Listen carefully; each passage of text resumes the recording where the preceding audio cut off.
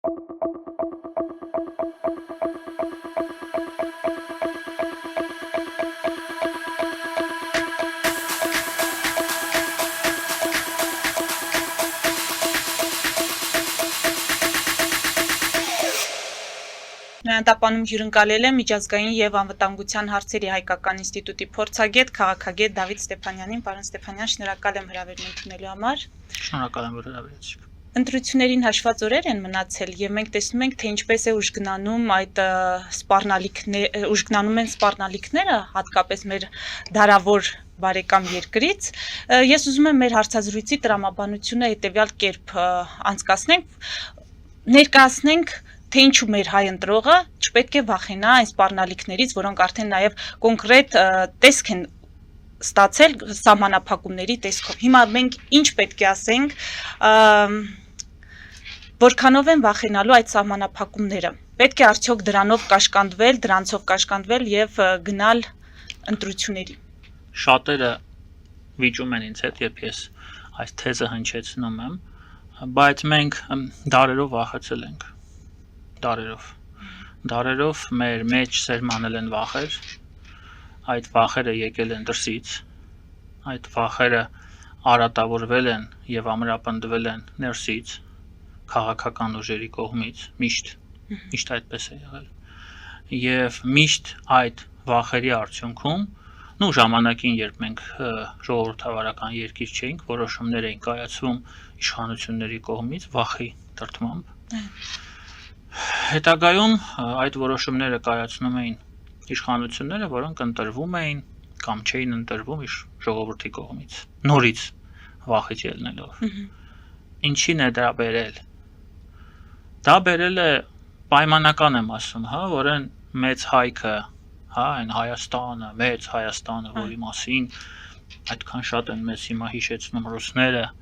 եւ իրենց 5-րդ շարասենը այստեղ դարձել է այսօրվա Հայաստանի Հանրապետությունը։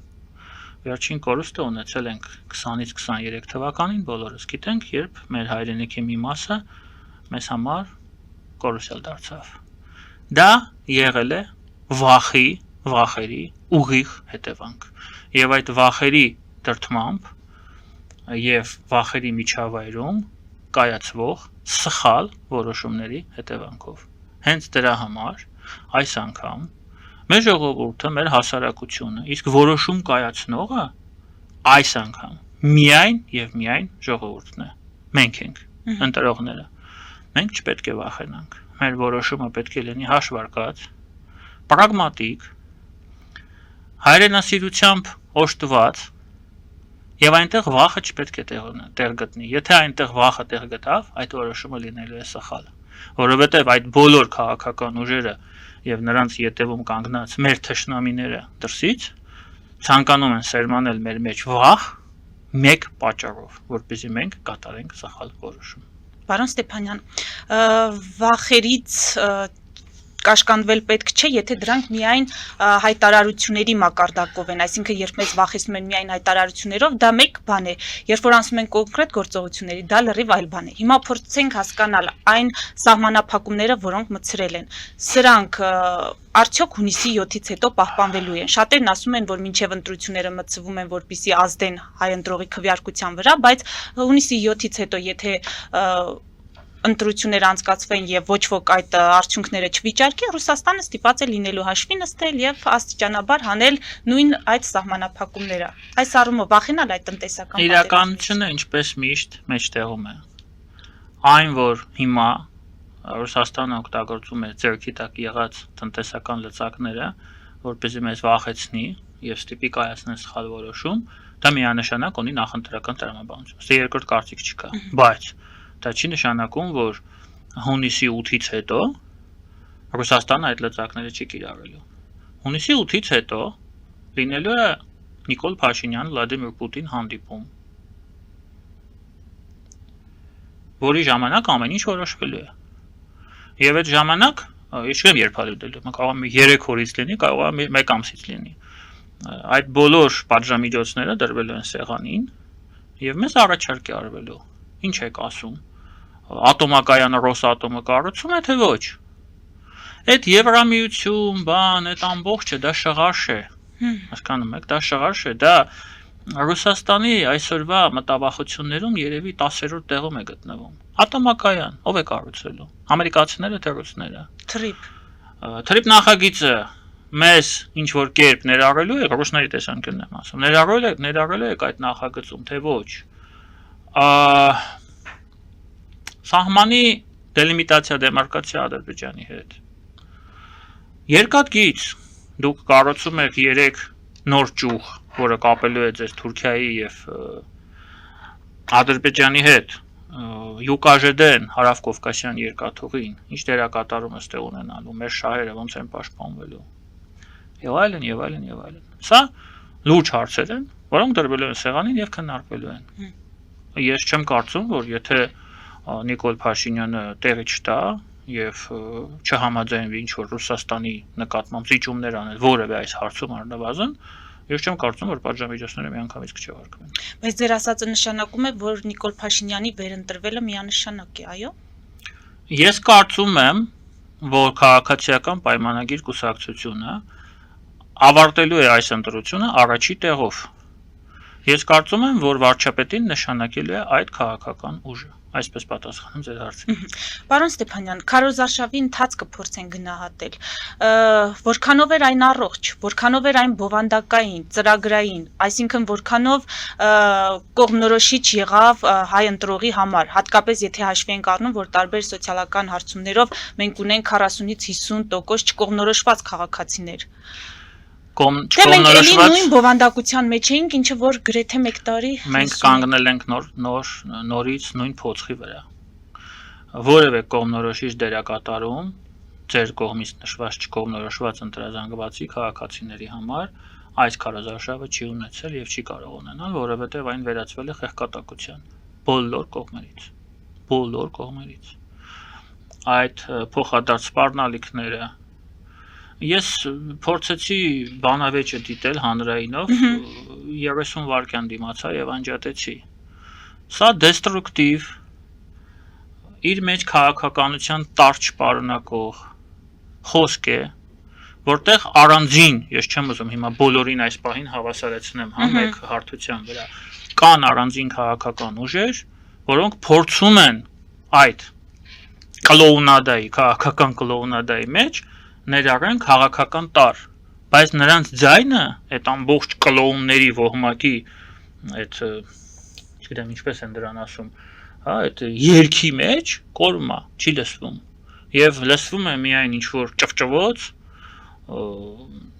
շատ զզվելի է այս ամենը։ Ես չեմ տեսնում այստեղ քաղաքականություն, ես չեմ տեսնում այստեղ ծրագրեր, ես չեմ տեսնում բովանդակություն, հետեւաբար ես չեմ կարծում, որ այդպիսի բանավեճերով եւ այդպիսի նախընտրական պայքարով հնարավոր է ողջամիտ խելացի մարդուն համոզել քվեարկել այս կամ այն քաղաքական ուժի օգտին։ Ես նորից եմ ասում, կան բացառություններ, բայց այդ բացառությունները այդ ընդհանուր զանգվածի մեջ ուղղակի չեն երևում։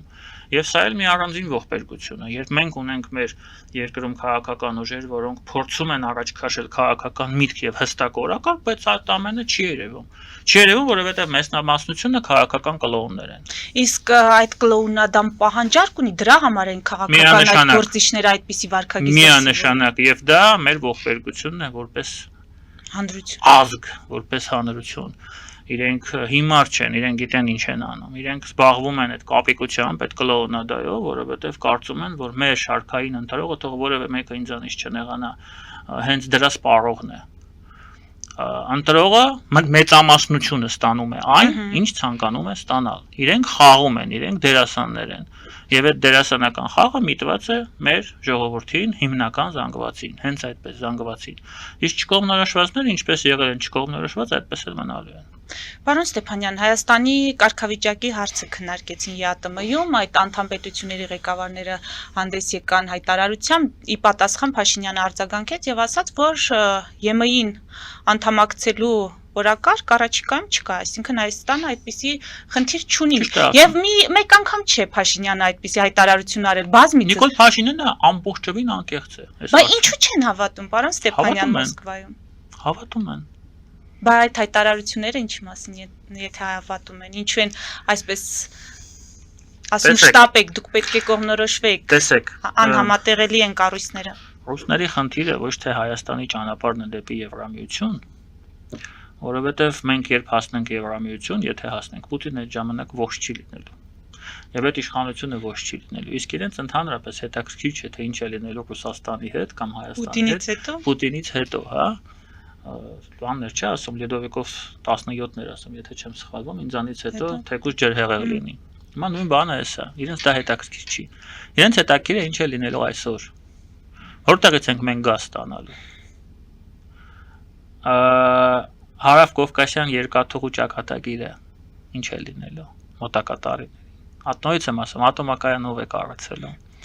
Հայաստանում տնտեսական աճը, որը տեղի է ունենալու շուտով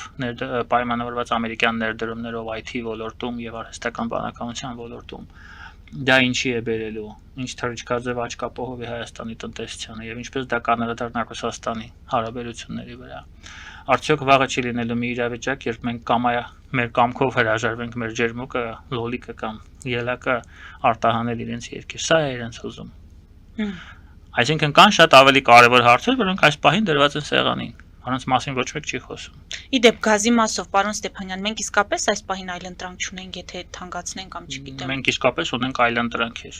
Ոչ միայն մեկ այլընտրանք, այլ մենք ունենք այլընտրանքեր։ Օվերչուկը ինչ է ասում, հերթական սպառնալիքների դոզան, չէ՞։ Ինքը ասում է, երբեք, տեսեք ինչ ասում։ Երբեք Հայաստանը չի կարող ստանալ այլ գազ, քան ռուսականը։ Սուտ է։ Հայաստանը կարող է ստանալ ադրբեջանական գազ, Հայաստանը կարող է ստանալ թուրքմենական գազ, Հայաստանը կարող է ստանալ իրանական գազ։ Առնվազն։ Եթե երկար եւ խորը մտածենք, կարող ենք Իրանի տարածքով նաեւ այլ երկրներից գազ ստանալ։ Այսինքն դա սուտ է։ Մենք ցանկացած հարցում ունենք այլընտրանք։ Ուղղակի պետք է դիվերսիֆիկացումը կատարել։ Տեսեք, այսօր արդեն արագացել են գործընթացները։ Ես միշտ ասել եմ, չէ՞ դա։ Երբ մեզ ասում են, որ տեսեք Թուրքիան տասնամյակներով ծեծում է Եվրամիության դուռը, Ուկրաինան չեն ընդունում, ու Վրաստանը իրենց խելքից արդեն ընդհանրապես հակառակողությամբ է գնում, ես ասում եմ, մենք կարող ենք արագացնել մեր գործընթացը քաղաքական որոշումներով եւ քաղաքական ենթատեքստով։ Այսինքն այն բոլոր սպառնալիքները, որոնք այսօր գեներացվում են Մոսկվայի կողմից Հայաստան դեպի Հայաստան, դրանք արագացնում են այս գործընթացը։ Եվ եթե մենք ողջամիտ ժամկետը, որը կարող ենք նշել Եվրամիության անդամակցության մասով կարող ենք նշել 15 տարի օրինակ, հա, շատերը ասում են 30 տարի։ Իսկ ով ասեց, որ եթե քաղաքական որոշում չլինի 5 տարուց դա հնարավոր չի։ Ես օրինակ վստահ չեմ, որ հնարավոր չի։ Ամեն ինչ էլ հնարավոր է։ Եվ այսօրվա իր գործողություններով, եթե մենք չվախենանք, Ռուսաստանը միայն եւ միայն այս գործընթացը արագացնում է։ Ինքը արագացնում է Հայաստանի տնտեսության դիվերսիֆիկացիան։ Ինքը արագացնում է Հայաստանի դեպի Եվրամիություն ճանապարհը, վիզային ազատականացումն է արագացնում։ Ինքը փաստացի ստեղծում է իրավիճակ, երբ որ գործող իշխանությունը այլևս այլընտրանք չունի, քան փորձի գնալ հնարավորինս արագ այս ճանապարհով։ Մնալով իրենց կառույցներում, այո։ Մնալով իրենց կառույցներում առայժմ ինչու ոչ։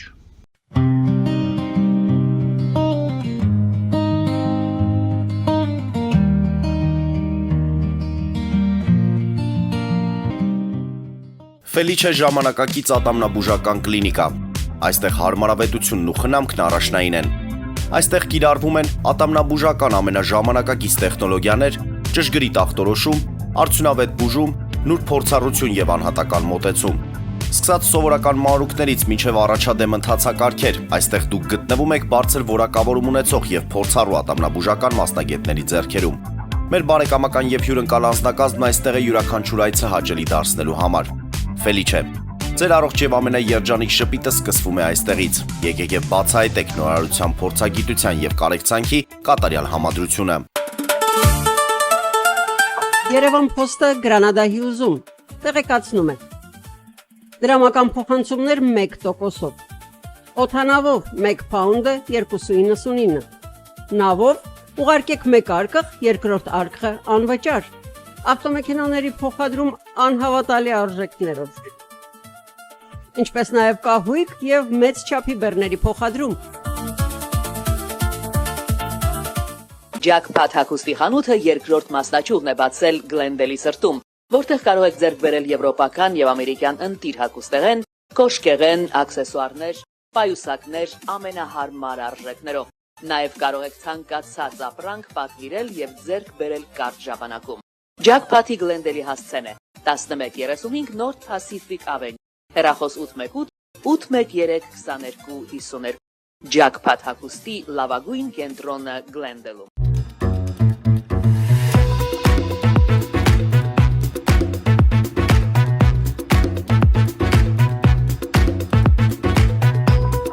Արարատ ռեստորան, ընտանեկան եւ ընկերական ժամանցի լավագույն հասցե, սիրված արտիստներ, հյուրընկալ մթնոլորտ, հարուստ ճաշացան, անմահական խորտիկներ, Արարատ ռեստորան, հասցեն անփոփոխ, սիրով սպասում ենք ձեզ։ Լավագույն պաղպաղակ, բնական, համեղ եւ մատչելի գներով պաղպաղակը կարող եք ձեռք բերել բոլոր հայկական խանութներում։ Պահանջեք հայկական պաղպաղակ, Թամարա պաղպաղակ։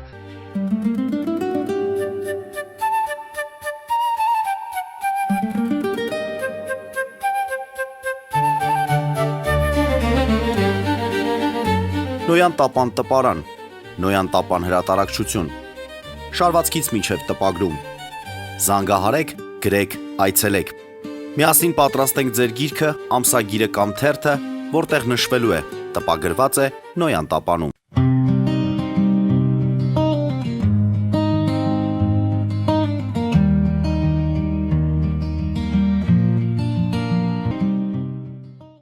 Պարոն Ստեփանյան, ըստ Զախարովայի Հայաստանը ոչ պաշտոնապես մերժել է ռուս որոշ դիտորդների հավատարմագրումը սպասվող ընտրություններին եւ կարծիքներ կան, որ կարող են լինել հետընտրական ցնցումներ։ Մանավանդ եթե հաշվի ենք առնում Զատուլինի հայտարարությունը, որ եթե Փաշինյանի իշխանությունը վերընտրվի, չպետք է ճանաչենք այդ ընտրությունների արդյունքները, իդեպ կաթողիկոսն է քաղաքական ուժերին կոչով դիմել զգոնության ու շրջահայացության կոչ է արել եւ նշել, որ հերո պետք է պահել ժողովրդին հնարավոր անցանկալի զարգացումներից։ Ռիսկը այդքան մեծ է հետընտրական ցնցումների կամ արդյունքները չճանաչելու։ Ես երբեք չեմ ասել եւ չեմ ասի եւ չեմ ասելու, որ ռիսկ չկա։ Ռիսկ միշտ էլ կա։ Ցանկացած քաղաքական գործընթացը հղի է եւ միշտ ուղղորդվում է ռիսկերով։ Բայց ասել այսօր, որ մենք պետք է գնանք եւ ընտրենք պրոռուսական ուժերին միայն դրա համար, որ հետո հետընտրական ցնցումներ չլինեն, ինչպես մեզ փորձում են հրամցնել այդ նույն կտրիչը, Զատուլինները կամ մնացածները, այդ ինչպես են դրան ասում, կազմակերպված հանցագործները։ Այդ կազմակերպված հանցագործները ունեն մեկ նպատակ, ես նորից եմ ասում, մեզ վախեցնել։ Մենք չպետք է գնանք այդ կազմակերպված հանցագործության ընդառաջ, չպետք է դրան հավատանք եւ պետք է մեր որոշումը կատարենք, չվախենալով որևէ մեկից եւ որևէ հետևանքից, բայց պետք է լինի զգուն, մեր իրավապահ համակարգը պետք է լինի զգուն, հետ միանշանակ հետընտրական որոշակի զարգացումների սցենար կարող է լինել։ Ես չեմ կանխատեսում, որ լինելու են լուրջ ցնցումներ։ Հերթական անգամ ինչ կարող է լինել։ Առաջին հարցը ես ձեր եթերում մի անգամ այդ մասին խոսել եմ։ Մանդատները վերցնելու են թե ոչ։ Եթե վերցնելու են, դա նշանակում է իրենք ընդունում են, որ ընտրությունները եղել են լեգիտիմ։ Վերջ, հարցը փակ է։ Դրանից հետո ինչքան ուզում են ճանապարհ փակեն, ինչքան ուզում են ցույց անեն, որևէ մեկը դա լուրջ չի ընդունելու։ Եթե մանդատները չեն վերցնում, նոր իրավիճակը դրջանում է, բայց իրենք վերցնելու են մանդատները, որովհետև դա է իրենց նպատակը, որովհետև իրենք էլ են այսօր շատ լավ հասկանում, որ հաղթանակի շանս չունեն։ Նրանք պայքարում են ընդդիմության տեղի համար այսօր։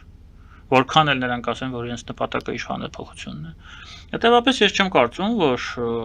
ընտրություններից հետո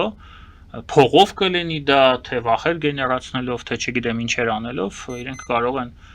լուրջ, հա, քրիտիկական զանգված անել փողոցից, առանց քրիտիկական զանգվածի իրենք ոչ մի բան չեն կարող անել։ Ես նաև չեմ բացառում, եւ այստեղ էլ իշխանությունը պետք է լինի շատ զգոն, որ կարող է լինել նաև ինչ-որ ահաբեկչության փորձեր։ Շատ զգոն պետք է լինել, որպեսզի այդ ամենը կանխել։ Պարոն Ստեփանյան, ուզում եմ հասկանում եմ, որ դուք իրավապաշտպան չեք, իրավապահ համակարգի ներկայացուցիչ չեք, բայց ամեն դեպքում Արթուր Օսիպյանի դեպքը որքանով է անհանգստացնող, մտահոգիչ, լուծում կա, տեսնում ենք, որ եւ Օսիպյանը եւ Փաշինյանը կարծես թե շատ կոշտ են իրենց դիրքորոշումներում։ Միակ լուծումը Արթուր Օսիպյանին ազատելն է։ Արտուր Հոսիպյանը այս պահին, եթե մենք կարող ենք այդպես իրերը անվանել իրենց անունով, միակ քաղբանտարկելն է Հայաստանում։ Միակ։ Ինքը պետք է ազատ արձակվի։ Ես տեսել եմ այդ միջադեպը, ես լսել եմ Արտուր Հոսիպյանի խոսքերը, լսել եմ վարչապետի արձագանքը։ Ես կարծում եմ, որ այստեղ որևէ հանցակազմ չկա։ Արտուր Հոսիպյանը պետք է ազատ արձակվի, եւ ինչու ոչ, նաեւ կարելի է նրա հետ խոսել, լսել նրան եւ պատասխանել, ուղղակի դա չպետք է փողոցում արվեր։ Կարող են դա անել առանցին հանդիպման ժամանակ։ Այստեղ երկրորդ կարծիք ինձ համար չկա։ Իսկ երբ որ այդպիսի վարք է դրսևորվում եւ այդպիսի արձագանք, ինչ է նշանակում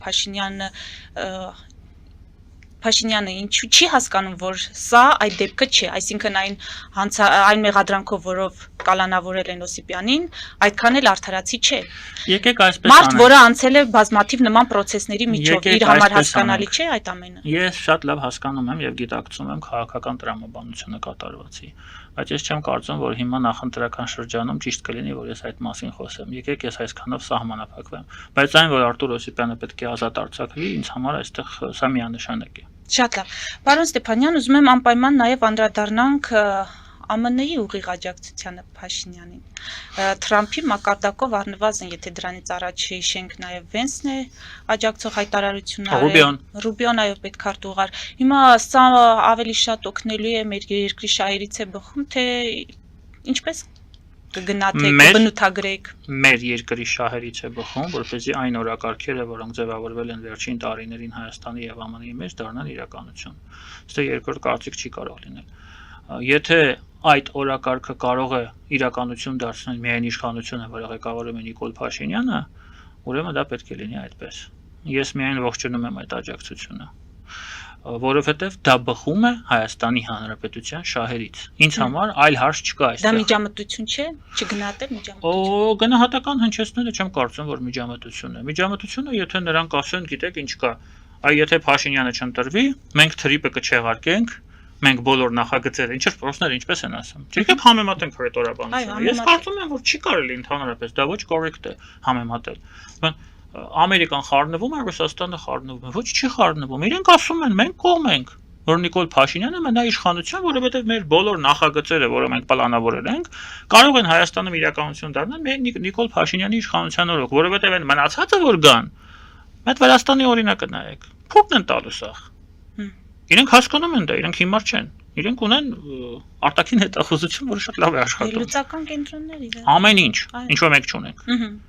Արտաքին հետախուզություն Փառք Աստծո արդեն ունենք, վերլուծական կենտրոններ չունենք։ Հիմա դա միջամտություն է, ես կարծում եմ ոչ։ Եթե դա միջամտություն է, ես ողջունում եմ այդ միջամտությունը, որովհետև այդ միջամտությունը բխում է Հայաստանի Հանրապետության շահերից։ Ռուսաստանի միջամտությունը գազը կթանկացնենք, լոլիկը թող փտի, կլուբնիկը չենք առնի, ջերմուկը չենք։ Սա միջամտություն չի, սա ճնշում է։ Նրանք խառնվում են մեր երկրի ներքին գործերի մեջ եւ կիրառում են տնտեսական լծակներ։ ԱՄՆ-ն ինչ լծակ է կիրառել մեր դեմ այսքան ժամանակ։ Դուք լսել եք, որ աշխարհում ինչ որ երկիր ինչ որ լծակ կիրառի իր դաշնակցի նկատմամբ։ Դες բան տեսել եք, ես չեմ տեսել։ Միակ երկիրը Ռուսաստանն է։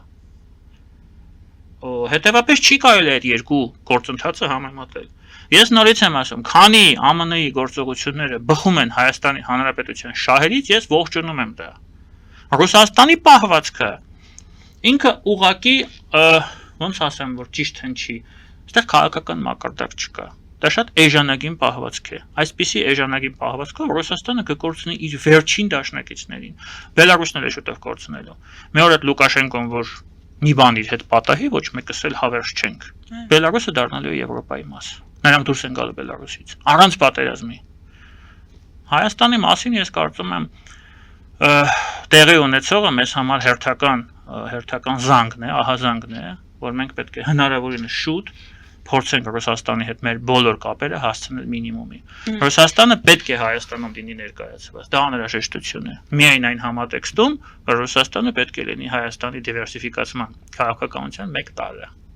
Այսինքն այնպես չլինի, որ մենք գազը ստանանք օրինակ Ադրբեջանից եւ Իրանից։ Ռուսաստանից էլ պետք է ստանանք։ Դա դիվերսիֆիկացման քաղաքականություն է, այստեղ չկա ոչ մի անձնական բան։ Ես հակառակ չեմ։ Ո՞նք մենք պետք է իրենցից կախում չունենանք, որ վաղը եթե Ադրբեջանը մի օր հելնես, գիտես ինչ կա, ես քո գազը փակում եմ կամ թանկացնում, սա փակի։ Ես ռուսից կստանամ։ Եվ նույնը իրանցի, նույնը թուրքմենը, նույնը, սա ոչ մի անձնական բան այստեղ չկա։ Ինձ համար կա մեկ բան, Հայաստանի Հանրապետության շահը։ Իսկ նա մեզ թելադրում է դիվերսիֆիկացում բոլոր ուղղություններով։ Ամսի 28-ին տեսակ Հանրապետության հրապարակում քանի երկրի զենք անցավ։ 15 թվին էր, չէ, վերջի բանը, թե 16-ին, քանի երկրի զենք անցավ այդ ժամանակ այնտեղ։ Սա արտաքին քաղաքականության, ռազմաքաղաքական տարի ակնհայտ դիվերսիֆիկացման օրինակ էր, եւ մենք դա տեսանք մեր աչքերով, բայց դա բավական չէ։ Դա պետք է լինի տնտեսությունում ամենակարևորը էներգետիկ քաղաքականությունն, որպեսզի մենք դառնանք իրական անկախ երկիր, որը ունենալու է ինքնիշխանություն, որը կախված չի լինելու որևէ մեկից, ոչ ԱՄՆ-ից, ոչ Ռուսաստանից, ոչ Ադրբեջանից, ոչ Թուրքիայից, ոչ մեկից։ Իսկ դրա միակ ճանապարհն է, որ դու բոլորի հետ ունենաս այդ հարաբերությունները։ Այսինքն սա կյանքը դնես հույս մեկի վրա, մի օր այդ մեկը ասի գիտես ինչ կա։ Ես չեմ ուզում դու գնաս Եվրոպա, ես ուզում եմ դու մտնես մաքսային միություն, դու լսես լավ ոնց ասես։ Առանց հանրաքվեի։ Շնորհակալ եմ։ Ես հանդես Հուսով եմ մեր ընտրողների վախերը փարատեցինք։ Մեզ դիտողներին նշեցնեմ։ Մենք փորձեցինք դա անել։ Այո, մենք փորձեցինք։ Մեզ դիտողներին նշեցնեմ, որ զրուցում էի միջազգային եւ անվտանգության հարցերի հայկական ինստիտուտի փորձագետ, քաղաքագետ Դավիթ Ստեփանյանի հետ։ Մեր ուղիղ եթերները կարող եք դիտել Patreon-ում, նաեւ այդ հարթակում աջակցել էկրանի երևացող QR կոդով։